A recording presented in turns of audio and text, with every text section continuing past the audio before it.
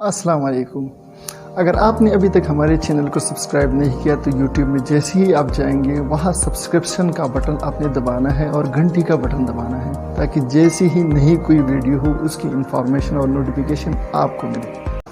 आप जैसे ही हमारी यूट्यूब को ओपन करते हो वहाँ पे आपको कुछ प्लेलिस्ट है, जिस तरह fundamental of nursing, pharmacology, pathophysiology और साइकोलॉजी के आपकी बहुत सारी प्लेलिस्ट मिलती है। आपको जिस लेक्चर का आपको जो है वो कोई लेक्चर किसी भी सब्जेक्ट में चाहिए, आप यहाँ पे क्लिक करते हो वहाँ डायरेक्ट पहुँचते हो। आज हम कोशिश करेंगे कि हम फंडामेंटल ऑफ नर्सिंग पहले सेमेस्टर में जितनी भी यानी यूनिट वाइज है उसको कवर कर सकें। तो आज हम सबसे पहले कोशिश ये करेंगे, हमारे पास जो यूनिट 2 है, फर्स्ट यूनिट जिस तरह हमारे पास हिस्ट्री है इतनी इम्पॉर्टेंट नहीं होती है, आज हम इम्पॉर्टेंट होती है लेकिन आपको हर जगह मिल जाती है आसानी से, वहाँ पे एक्सप्लेनेशन की इतनी ज़रूरत नहीं पड़ती। आज हम कोशिश करेंगे कि हमारे पास फंडामेंटल ऑफ नर्सिंग, आप जिस तरह ये प्लेलिस्ट फंडामेंटल ऑफ नर्सिंग का ओपन करोगे, इसके ऊपर क्लिक करोगे, आपको यहाँ पे फंडामेंटल ऑफ नर्सिंग 2 यानी सेमेस्टर 2 की जितनी यूनिट्स हैं वो मिलेंगे। और हम कोशिश करेंगे कि हमारे पास जो फर्स्ट सेमेस्टर है उसकी फंडामेंटल ऑफ नर्सिंग की आपको सारी यूनिट हम उसको कवर कर सकें। तो हम कोशिश करेंगे पर वीक के हिसाब से एक यूनिट कम से कम हम एक वीडियो में कवर करें। हमारी सेकंड यूनिट की जो हमारे पास मेन ऑब्जेक्टिव है वो है role of nurse in health care. Health care में नर्स की क्या रोल हो सकती है। अब सबसे पहले जिस तरह आप लोग इसके ऑब्जेक्टिव्स देखते हैं, यहाँ पे आपको ऑब्जेक्टिव्स में मिलता है कि difference between what is profession, यानी प्रोफेशन और ऑक्यूपेशन दोनों में डिफरेंस क्या है। फिर आपको मिलता है कि हमारे पास यानी एज अ कैरियर रोल जो है नर्स की क्या क्या हो सकती है। हमारे पास जो दूसरी जो ऑब्जेक्टिव है यहाँ पे वो है डिफाइन द रोल ऑफ या characteristic of a profession, profession के करेक्टरिस्टिक क्या क्या हो सकते हैं।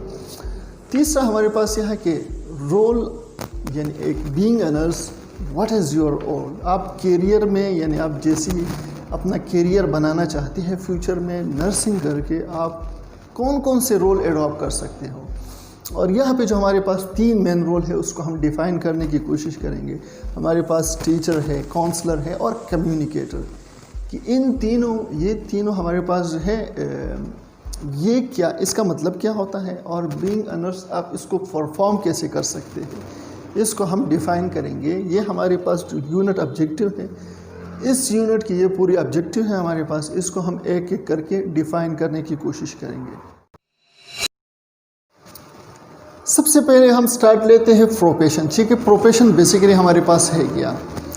तो प्रोफेशन को आइडेंटिफाई करने के लिए हमारे पास 2 किस्म की थ्योरीज़ हैं। एक हमारे पास है अब्राहम फ्लेक्सलर, दूसरा हमारे पास है रिचर्ड एच हॉल। जब तक आप ये दोनों थ्योरीज पढ़ेंगे नहीं, आपको कम से कम ये क्लियर नहीं होगा कि आप प्रोफेशन किसको कह सकते हैं। तो इन लोगों ने कैटेगराइज किया हुआ है कि आप किसी भी फील्ड को प्रोफेशन तब कह सकते हो जब उनमें हमारे पास ये बहुत सारे फैक्टर्स हो। दोनों थ्योरीज के फैक्टर्स अलग-अलग हैं, तो हम कोशिश करेंगे कि दोनों को जो है कैटेगराइज करें, उनको समझने की कोशिश करें।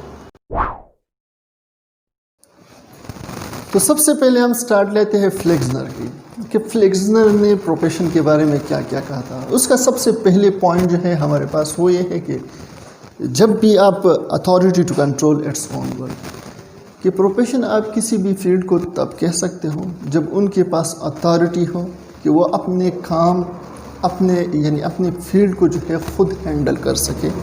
ठीक है। दूसरा हमारे पास है body of knowledge through research, कि उनके पास ऐसी रेगुलराइज बॉडी होगी या जो हमारे पास नॉलेज होती है उसमें मॉडिफिकेशन चेंजेस आएंगे रिसर्च के थ्रू। जिस तरह हमारे पास नर्सिंग हमारी फील्ड है, हम उसको प्रोफेशन कहते हैं क्योंकि उसमें हमारे पास जितनी भी नई एडवांस प्रैक्टिस आती है वो हमारे पास आती है एविडेंस बेस्ड नॉलेज की वजह से।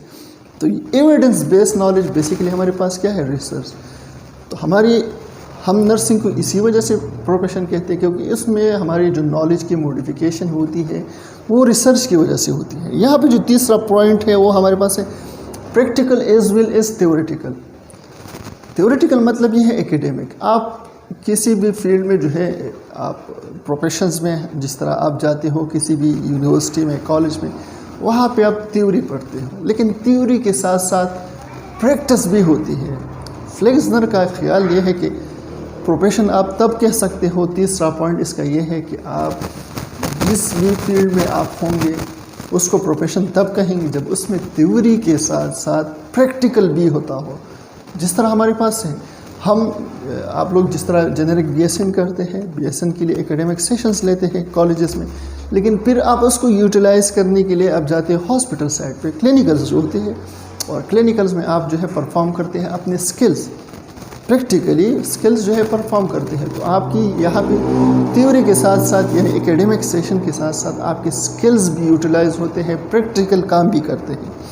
4 जो पॉइंट है उसका हमारे पास वो ये है कि हाईली स्पेशलाइज्ड प्रोफेशनल एजुकेशन।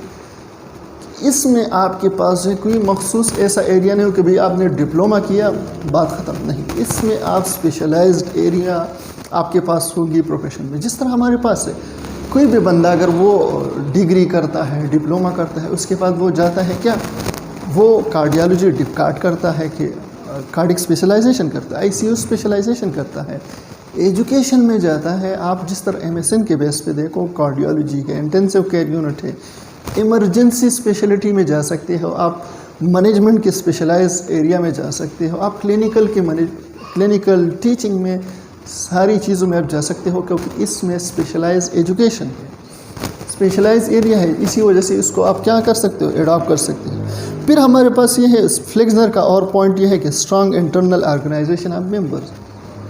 मतलब ये है आप फील्ड को प्रोफेशन तब कहेंगे जब इसका इंटरनली ऐसा ऑर्गेनाइजेशन हो, वेल डेवलप्ड हो, उसमें हायरार्की जो है वो कम से कम क्या हो, वो जो है क्लियर हो कि भाई आपने किसने रिपोर्टिंग किया है। इसी वजह से इसको हम कहते हैं इंटरनल स्ट्रॉन्ग ऑर्गेनाइजेशन या कम्युनिकेशन इसमें होती है। मेंबर्स की जो हमारे पास एडजस्टमेंट है वो स्ट्रांगली होती है। मतलब ये है कि आप हॉस्पिटल में होते हो, हॉस्पिटल में जिस तरह आप अगर 4 नर्स है बेड साइड पे काम करते हो, आपने टीएल को रिपोर्ट करना होता है, टीएल हेड नर्स को करता है, हेड नर्स मैनेजर्स को करता है, मैनेजर डायरेक्टर को करते हैं। इसी तरह आप टीचिंग साइड पे देखो तो आपकी जितनी भी टीचर्स होते हैं वो प्रोग्राम कोऑर्डिनेटर को जो है वो रिपोर्ट करते हैं, प्रोग्राम कोऑर्डिनेटर प्रिंसिपल को करता है, प्रिंसिपल एमडी को करता है। इसी ये हमारे पास क्या है, इंटरनल जो है मेंबर्स की जो है एक स्ट्रांग कम्युनिकेशन और कोलैबोरेशंस है। इसी वजह से फ्लेक्सनर का कहना था कि आप प्रोफेशन तब कहेंगे जब इसमें ये चौथा पॉइंट होगा। फिर हमारे पास ये है कि सर्विसेज टू सोसाइटी। कम से कम फ्लेक्सनर का एक बहुत ही वाज़ेह, अगर अब बाकी थ्योरीज़ में भी पढ़ेंगे, थ्योरिस्ट के जितनी भी उन्होंने प्रोफेशन के बारे में जो रिकमेंडेशंस दी है वो भी पढ़ेंगे, तो उसमें चीज़ें क्या है कि सोसाइटी को सर्व करेंगे। मतलब ये है कि आप हॉस्पिटल में काम करते हो, आप पढ़ते हो, क्या कि आपकी सोसाइटी में कहीं वो काम जो है उसकी ज़रूरत पड़ती है तो आप उसको क्या परफॉर्म कर सकते हो। इसी वजह से या सोसाइटी में इजीली एक्सेप्टेबल है। इसके बाद जो दूसरा हमारे पास थ्योरिस्ट है वो हमारे पास है Richard H hall. Richard H hall ने सबसे पहले जो बात की वो ये कहा कि आप किसी फील्ड को प्रोफेशन तब कह सकते हो जब आपके पास ये सारी चीज़ें हो। सबसे पहले हमारे पास है प्रोफेशनल ऑर्गेनाइजेशन, कि आप किसी फील्ड को प्रोफेशन तब कहेंगे जो वो उसका क्या हो, एक स्ट्रक्चर हो, उसका एक ऑर्गेनाइजेशनल स्ट्रक्चर हो। मतलब ये है कि आप हॉस्पिटल में जिस तरह हमारे पास एमबीबीएस है, डॉक्टर है, उसका प्रोफेशन इसी वजह से कहते हो क्योंकि इनका एक पूरी हायरार्की बनी हुई है। इस रिचर्ड एच हॉल और फ्लेक्सनर के बहुत सारी बातों में सिमिलरिटीज़ होती है, क्योंकि इन सब ने जो है प्रोफेशन को आइडेंटिफाई करने के लिए बहुत सारे फैक्टर्स एक जैसे या कुछ तब्दील होकर जो है एक साथ मिलाए होते हैं। तो रिचर्ड एच हॉल की सबसे पहली बात ये थी कि आप प्रोफेशन उसको कहेंगे जब सबसे पहले वो एक ऑर्गेनाइजेशन हो, इंस्टीट्यूशनल हो। रिचर्ड एच हॉल की दूसरी जो बात थी वो इम्पॉर्टेंट हमारे पास ये है कि believe in value of public services, कि इसमें एक चीज़ आई पब्लिक सर्विसेज, दूसरी हमारे पास ये है वैल्यू, कि आप किसी फील्ड को प्रोफेशन तब कहेंगे जब उसमें लोगों को, मतलब ये है जो पब्लिक है उसकी सर्विसेज देती होगी वैल्यू के साथ जो है, मतलब ये है आप एक कमिटेड होंगे लोगों के, सोसाइटी को ये सर्विस देने के लिए। जब आप कमिटेड हो, वैल्यू देते हो पब्लिक को सर्विसेज प्रोवाइड करने में, तो आप इसको प्रोफेशन कह सकते हैं। तीसरी जो बात थी रिचर्ड एच हॉल की, उन्होंने कहा कि बिलीफ इन सेल्फ रेगुलेशन, मतलब ये है सेल्फ में, रेगुलराइज मतलब ये है इसको मैं कंटिन्यूटी मैं इसमें लेके आऊँगा। मतलब ये है कि आप इंडिपेंडेंसी जो है इसमें प्रोफेशन तब होगी जब आप कहीं भी, मतलब ये है आप इंस्टीट्यूट में हो, आप किसी ऑर्गेनाइजेशन में, या ऑर्गेनाइजेशन के बाद बाहर हो, तो आप कम से कम ये फील कर सको कि मैं जो चीज़ें हैं जो मैं प्रैक्टिकली या थ्योरिटिकल मैंने सीखी, थ्योरी जो सीखी है, जो प्रैक्टिस मैंने सीखी है, उसको मैं रेगुलराइज कर सकता हूँ। मतलब ये है मैं इंडिपेंडेंटली उसको हैंडल कर सकता हूँ। जब आपकी ये बिलीफ हो, आप उसको प्रोफेशन कह सकते हैं। चौथा पॉइंट हमारे पास ये है कमिटेड बियॉन्ड इकोनॉमिक इंसेंटिव्स। मतलब ये है कि आप प्रोफेशन तब उसको कहेंगे जब आपके पास क्या हो, कमिटमेंट हो, आप कमिटेड हो उस फील्ड के साथ, लेकिन आप कहीं पे ज़रूरत, देखो हर इंसान जब भी कोई भी प्रोफेशन को सेलेक्ट करता है तो उसके जहन में, दिल में हर इंसान की होता है कि कम से कम मैं 30 तारीख को जो मैं सर्विसेज प्रोवाइड कर रहा हूँ उसकी मुझे सिला मिलेगा। लेकिन यहाँ पे ये है कि प्रोफेशन तब हो कि जब आप हर जगह पे आप जो है इंसेंटिव्स को नहीं देखेंगे। इकोनॉमिक इंसेंटिव मतलब ये है पैसे, सैलरी या आपकी जो डेली बेसिस पे चीज़ें हैं, आप उसको नहीं देखेंगे। आप कमिटेड होंगे कि मैं ये सर्विसेज प्रोवाइड कर सकूँ, हालांकि अगर आपको इंसेंटिव्स मिले या ना मिले, तब ये हमारे पास प्रोफेशन हो सकती है। पांचवा हमारे पास ये है सेंस ऑफ ऑटोनॉमी, कि कम से कम आपको ये लगे कि मैं अपने काम में क्या हूँ, मैं ऑटोनॉमस हूँ, मैं किसी के ऊपर डिपेंडेंट ना हूँ, या मैं खुद मुख्तार हूँ अपनी फील्ड में, तब आप उसको प्रोफेशन कह सकते हैं। लेकिन हम इसको बिल्कुल यानी 100% बिल्कुल ऑटोनॉमी, अगर अपनी प्रोफेशन की बात करें तो हम 100% नहीं कर सकते कि हमारे पास ऑटोनॉमी है। कहीं ना कहीं पे कंप्रोमाइज़ या कहीं ना कहीं पे एडजस्टमेंट करने की पड़ती है, वरना आप आराम से नहीं चल सकते। हमारे पास 5 पॉइंट थे रिचर्ड एच हॉल की। इससे पहले जो पॉइंट्स थे हमारे पास फ्लेक्सनर की थी, इन दोनों ने हमारे पास क्लियर करने की कोशिश की थी। आप किसी भी फील्ड को प्रोफेशन तब कहेंगे जब उनमें हमारे पास ये सारे पॉइंट्स होंगे।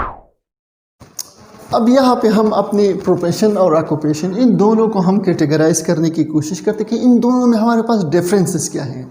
सबसे पहले आप अगर दे दें तो हमारे पास एजुकेशन की बात आती है या ट्रेनिंग की बात आती है कि आप प्रोफेशन, हमारे पास वो फील्ड होगा जिसके लिए कॉलेजेस, यूनिवर्सिटीज़, मतलब ये है कि हमने फ्लेक्सनर की हमारे पास एक पॉइंट थी कि उसमें हमारे पास रिसर्च बेस्ड नॉलेज होती है, या नॉलेज जो मॉडिफिकेशन आता है वो रिसर्च के बेस पे आता है। तो रिसर्च के लिए आपको यूनिवर्सिटी या आपको कॉलेजेस में जाना पड़ता है। तो हमारे पास प्रोफेशन वो होती है जिसके लिए आपको यूनिवर्सिटी यानी स्पेशलाइज्ड एजुकेशन की ज़रूरत पड़ती है।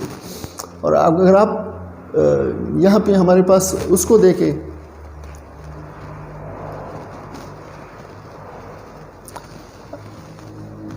अगर आप ऑक्यूपेशन को देखें तो हमारे पास ये है कि ऑन जॉब ट्रेनिंग, कि आप कहीं भी काम करते हो, मतलब ये हमारे पास कंडक्टर है या हमारे पास ड्राइवर है, तो ड्राइवर को कहीं या कंडक्टर को जो है ड्राइवर बनने के लिए कहीं साल या 2 साल की ट्रेनिंग की ज़रूरत नहीं पड़ती, लेकिन वहीं पे काम करता है, वहीं पे सीखता है। जिस तरह टेलर्स होते हैं, अपनी उस्ताद से जो है पहले काम स्टार्ट कर लेते हैं, फिर जो है उनसे जो है काम सीखने की कोशिश करते हैं। तो हमारे पास ये है कि ऑक्यूपेशन में आप कहीं भी जो है किसी भी एरिया में होंगे वहीं पे आपको ट्रेनिंग मिलती है। अगर आपके प्रोफेशन है, प्रोफेशन आप उसको कहेंगे जहाँ पे कॉलेजेस, यूनिवर्सिटी, या हमारे पास ये है कि आपको जो है स्पेशलाइज्ड एजुकेशन की ज़रूरत पड़ती है।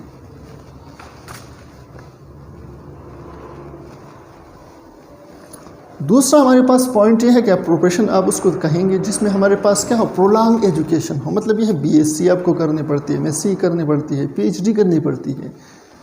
लेकिन आपके पास आप जो दूसरी हमारे पास पॉइंट है वो हमारे पास क्या है कि आप जो हमारे पास ऑक्यूपेशन है, जो हमारे पास ऑक्यूपेशन है उसमें क्या है, लैंग्वेज। मतलब ये है कि आपको टेक्निकल स्किल्स या आपको क्या नाम है, मैंने आपको जो है वो बेड बनाना सिखाना है तो ये 4 महीने में, 5 महीने में सिखा सकता हूँ। या आप प्लम्बर बनना चाहते हैं तो प्लम्बर बनने के लिए आपको 5 महीने की ज़रूरत पड़ेगी, 6 महीने की ज़रूरत पड़ेगी। लेकिन अगर आप प्रोफेशन को देखो तो उसमें आपको जो है प्रोलॉन्ग एजुकेशन जो है जितना आप करोगे उतना ही कम पड़ता है।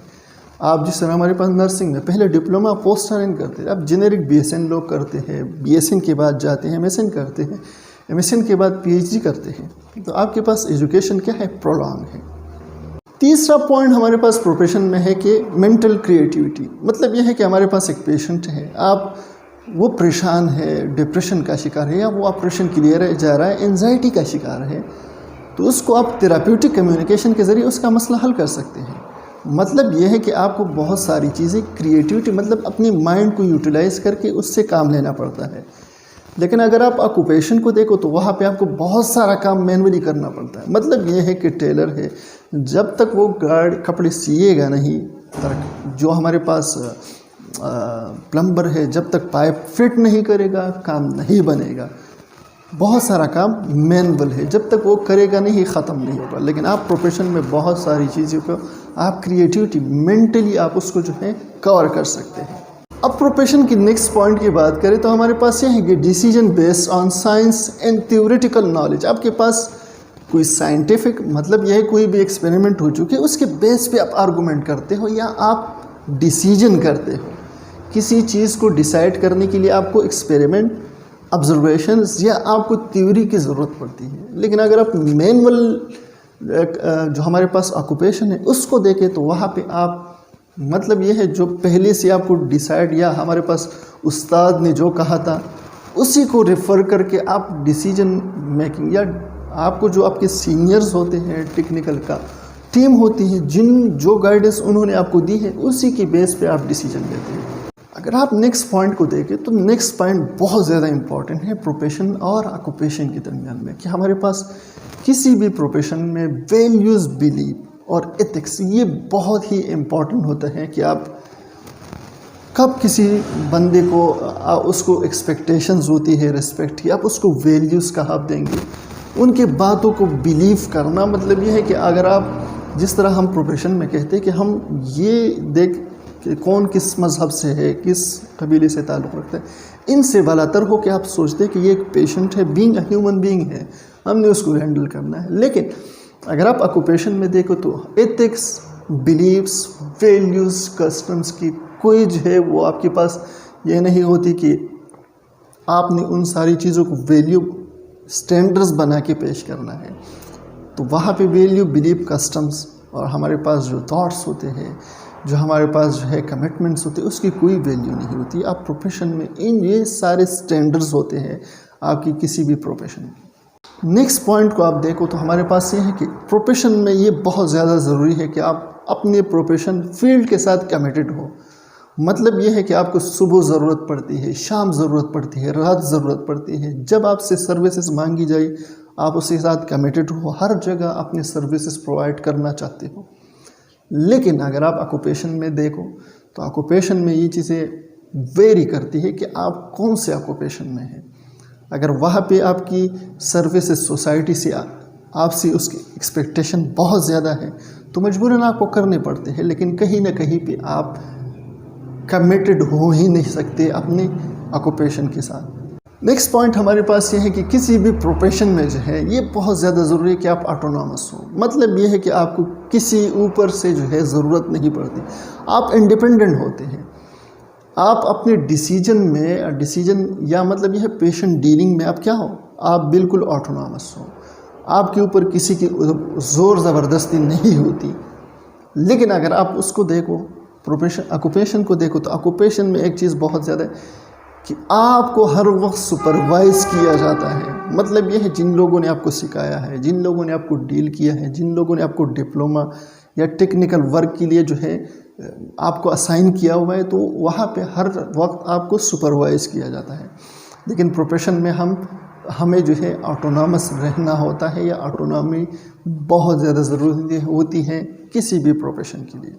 प्रोफेशन में नेक्स्ट पॉइंट हमारे पास ये है कि आप प्रोफेशन को तब्दील ही नहीं कर सकते। मतलब ये है कि बहुत कम आपको 100 में से 1%, 1.5% मिलेगा कि अगर बंदा किसी प्रोफेशन में एंटर हुआ उसके बाद वहाँ उन्होंने अपने प्रोफेशन को चेंज किया, मतलब यह अपनी फील्ड को चेंज किया। लेकिन अगर आप ऑक्यूपेशन में देखो, वेरी करता है कि भाई आपके पास कितने दिन का काम है, आप वो धंधा या वो फील्ड ख़राब हो गई, उसके बाद आप किसी दूसरे में आसानी से जा सकते हैं, आप उसको अपना सकते हो, वहाँ जा सकते हो। तो हमारे पास प्रोफेशन में ये होता है कि आप उसको चेंज करने का मतलब यह परसेंटेज बहुत कम होता है। अब जो नेक्स्ट पॉइंट है हमारे पास वो ये है कि एक नर्स जो है, एक प्रोफेशनल नर्स, वो कौन कौन से एरियाज़ को कवर कर सकती है। मतलब ये है कि वो क्लिनिकल एरिया में कौन कौन से एरियाज़ को कवर कर सकते हैं। तो आप जिस तरह ये देख रहे हो, केयर गिवर्स, हमारे पास सबसे पहला जो पॉइंट होता है, कोई भी नर्स वो डिप्लोमा डिग्री करता है, उसके बाद उसने क्लिनिकल साइड पे जाना होता है। तो क्लिनिकल जो केयर गिवर्स होते हैं वो हमारे पास पहली रिकमेंडेशंस होती है। फिर हमारे पास है क्लिनिकल डिसीजन मेकर, मतलब यह है क्लिनिकल डिसीजन मेकिंग का मतलब है जो इन्फेक्शन कंट्रोल वाले होते हैं वो क्लिनिकली बेस पे आपके डिसीजंस लेते हैं, पेशेंट रिलेटेड, आप रिलेटेड। जो हमारे पास जो CNI होते हैं, क्लिनिकल नर्सिंग इंस्ट्रक्टर्स होते हैं, वो क्लिनिकल एरियाज़ में जाके पेशेंट और आपकी दोनों की सेफ्टी के लिए क्लिनिकल डिसीजंस लेते हैं। तो वो हमारे पास क्या है, क्लिनिकल डिसीजन मेकर्स है। फिर हमारे पास ये है पेशेंट एडवोकेसी। पेशेंट एडवोकेट मतलब ये है कि आप पेशेंट के लिए, जिस तरह एडवोकेट होते हैं, एडवोकेट का मतलब यह होता है कि अपने जो उसका कस्टमर है उसको क्या करे, उसको डिपेंड करे, उसकी गलती हो ना हो उसको सेफ करवाना। तो बीइंग अ पेशेंट एडवोकेट का मतलब यहाँ इन्हें है कि एक नर्स जो है अपने पेशेंट के राइट के लिए, मतलब यह है कि अगर वो जहाँ पे नॉन मेलेफिसेंस या जो है ये चीज़ें या जो हज़र्ड्स होते हैं वो फील करे अपने पेशेंट के लिए, तो उनको एडवोकेट करते हैं कि आप ये सारी चीज़ें आपके लिए क्या हो सकती है, हज़र्ड्स हो सकते हैं, आपके लिए ख़तरनाक हो सकते हैं। तो यहाँ पे पेशेंट के सेफ्टी को बरकरार रखने के लिए उसकी एडवोकेसी करना, ये हमारे पास क्या है, पेशेंट एडवोकेट। फिर जो नेक्स्ट रोल हो सकता है वो हमारे पास है केस मैनेजर। केस मैनेजर मतलब ये है कि केस हमारे पास क्या होता है कि पेशेंट मैनेजर मतलब ये है उसको मैनेज करने वाले स्पेशलाइज जो हमारे पास होती है। जिस तरह हमारे पास कार्डिक जो है नर्सेज होती है, जिस तरह हमारे पास OT के नर्सेज होते हैं, एनेस्थेटिक नर्सेज होते हैं, जो हमारे पास इमरजेंसी बेस जो है या क्रश टीम की जो हमारे पास ब्लू टीम की नर्सेज होते हैं, वो बेसिकली क्या है, केस मैनेजर्स हैं कि वो स्पेशलाइज केस को क्या करते हैं, मैनेज करते हैं। जिस तरह ब्लू टीम हमारे पास क्या है, जो क्रश कोड टीम होती है कि कहीं पे पूरी हॉस्पिटल में कहीं भी इमरजेंसी या पेशेंट क्रश हो जाता है, ये लोग जाते हैं वहाँ उसको डील करने के लिए। तो ये हमारे पास क्या है, ये हमारे पास है केस मैनेजर। किसी भी एरिया, एक हमारे पास है मैनेजमेंट, दूसरी हमारे पास है केस मैनेजमेंट। केस मतलब ये है, केस मैनेजमेंट का मतलब ये है किसी भी स्पेशलाइज पेशेंट को डील करना, स्पेशलाइज सिम्टम्स के। नेक्स्ट जो पॉइंट है हमारे पास वो है रिहेबिलिटेटर। रिहेबिलिटेटर का मतलब ये होता है कि कोई भी ऐसी क्रूशियल कंडीशन में उसको रिहेबिलिटेट करना, अपने जो पुराना उसका फिजिकल कंडीशन था, जो ठीक कंडीशन था, उसमें दोबारा लेके आना, इसको कहा जाता है रिहेबिलिटेशन। मतलब ये एक पेशेंट है, वो लॉन्ग टर्म बेड पे पड़ा हुआ है, उसको बेड सोर्स हो गई, तो बेड सोर्स से उसको वापस उसकी ड्रेसिंग करना, केयर करना, यह हमारे पास क्या है, रिहेबिलिटेशन है। यह एक पेशेंट हमारे पास, उसको इंजरी हो गई, वो गिर गया हमारे पास, या एक पेशेंट को CVA हो गया, उसकी जैसे फिजियो करते हैं, फिजियो के ज़रिए उसके। नेक्स्ट जो पॉइंट है हमारे पास वो हमारे पास है कंफर्टर। कंफर्टर का मतलब ये होता है कि आप किसी भी एरिया में आप जाते हो, मतलब ये है जो हमारे पास ख़ासकर जो कैंसर के पेशेंट होते हैं वो हमारे पास बहुत ज़्यादा कंप्लेन में होते हैं या बहुत ज़्यादा पेन में होते हैं, उन लोगों को, या हमारे पास जो ओल्ड एज रूम्स होती है, जो हमारे पास एरियाज़ होती है जिसमें ओल्ड एज लोगों को रखा जाता है, वहाँ पे आप जाते हो, वहाँ पे उन लोगों का स्ट्रेस का लेवल, दूसरा जो है उनका जो हमारे पास पेन का कंडीशन, वो ऐसे कंडीशंस होते हैं कि पेशेंट उसमें आराम से जो है उसकी जो लाइफ स्टाइल है वो पूरी डिस्टर्ब हो जाती है। तो बीइंग अ नर्स वहाँ पे उनको कंफर्ट प्रोवाइड किया जाता है। मतलब सबसे पहले उसका पेन से सेटल करना साइकोथेरेपी के साथ। दूसरा हमारे पास ये है कि उन लोगों के जो इश्यूज़ हैं उनको सुनना और उन लोगों की इश्यूज़ को रिजॉल्व करना थ्रू कम्युनिकेशन। ये हमारे पास क्या है, एक कंफर्टर, कि आप पेशेंट को कंफर्ट प्रोवाइड कर रहे हो।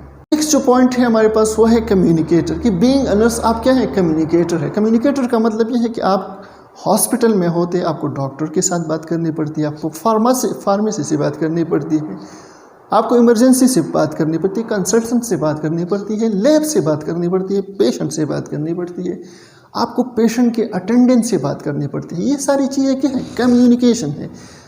एक नर्स को जो है उसका एक अहम रोल बीइंग अ कम्युनिकेटर होना चाहिए, कि वो पेशेंट की मैसेजेस कन्वे करे और बाकी सारे लोगों के मैसेजेस पेशेंट को कन्वे करे थ्रू अ गुड कम्युनिकेशन। ये हमारे पास क्या है, कम्युनिकेटर। नेक्स्ट जो पॉइंट है हमारे पास वो है टीचर, कि बीइंग अ नर्स आप एक गुड टीचर हो, या रोल जो है टीचर का आप अडॉप्ट कर सकते हैं। मतलब ये है आपका टीचर का मतलब क्या होता है कि न्यू जो इन्फॉर्मेशन है या कोई स्किल, कोई बिहेवियर लोगों को सिखाना, ये क्या है, टीचिंग है। अब ज़रूरी नहीं कि उसमें इंफॉर्मेशन हो, उसमें आपकी एथिक्स, आपका एटीट्यूड, आपका बिहेवियर, ये नया सीखना भी हमारे पास क्या है, एक एजुकेशन है। और एजुकेशन कौन देता है, टीचर देता है। तो बीइंग अ टीचर आप कहाँ, आप किसी भी इदारे में जो थ्योरी आपने सीखी हुई है, जो एक्सपीरियंस आपने सीखा है, उसको लोगों को कन्वे करना। बीइंग अ टीचर आप यहाँ काम भी कर सकते हो। आप हॉस्पिटल में जो एक्सपीरियंस पहले पेशेंट के साथ आपका हुआ है, अगर उस किस्म के पेशेंट आते हैं, उन चीज़ों को आप कन्वे करते हो ताकि पेशेंट को आगे डिफ़िकल्टी न हो, ये भी एक टीचिंग है। आप जो है किसी इदारे में लोगों को, जो न्यू हमारे पास एजुकेशन लेने के लिए जो स्टूडेंट्स आते हैं, उनको आप एजुकेट करवाते हो, इंफॉर्मेशन प्रोवाइड करते हो, एक्सपीरियंस शेयर करते हो। जितनी भी आपने जो है क्लिनिकल साइड पे आपकी जितनी एक्सपीरियंस है उसको शेयर करते हो। ये बीइंग अ टीचर आप एक रोल प्रोवाइड करते हो। नेक्स्ट जो पॉइंट है हमारे पास वो है बीइंग अ नर्स आप काउंसलर का जो है रोल आप अपना सकते हो। काउंसलर का रोल भी आप क्या कर सकते हैं, काउंसलिंग मतलब ये होता है एक पेशेंट डिफ़िकल्टी फील कर रहा है डिसीजन मेकिंग में, आप क्या करते हो, आप उसको मल्टी डायमेंशन देते हो।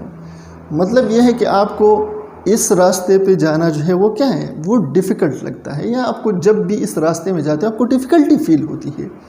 तो बीइंग अ नर्स आप उसको मल्टी डायमेंशन, कि आप इस रास्ते में जाओगे, ये डिफ़िकल्टी होती है। यहाँ पे आप क्या कर सकते हो कि आप हॉस्पिटल में बिल्कुल ठीक थे, इन्फेक्शन के चांसेस स्प्रेड होने के कम थे, लेकिन आप घर में ये चीज़ें अपने आप घर में जाओगे तो आप इन चीज़ों को अपनाओगे, बाकी लोग भी बच सकते हैं इन्फेक्शन के स्प्रेड से। या जिस तरह हमारे पास कोरोना वायरस आजकल है, आप क्या कर सकते हो, लोगों को ट्रांसमिशन, कि भाई डिजीज़ लगती किस तरह है, हमारे पास क्या है, एयरवे की थ्रू लगती है, एयरबोर्न है। जैसी सांस लेते हैं, कफ करते हो, लोगों के एयर ट्रैक में चली जाती है, तो आप काउंसलिंग कर सकते हो कि भाई आप मास्क या हाथों को किसी एरिया के वायरस हमारे पास किसी भी एरिया में पड़ा हुआ है, वो कोई फंक्शन नहीं कर सकता जब तक ये ह्यूमन बॉडी में होस्ट में ना आ जाए। तो ये कम्युनिकेशन हमारे पास क्या है कि आप काउंसलिंग करते हो, लोगों को प्रिवेंटिव मेजर्स बताते हो ताकि उसको डिजीज़ ना लग जाए।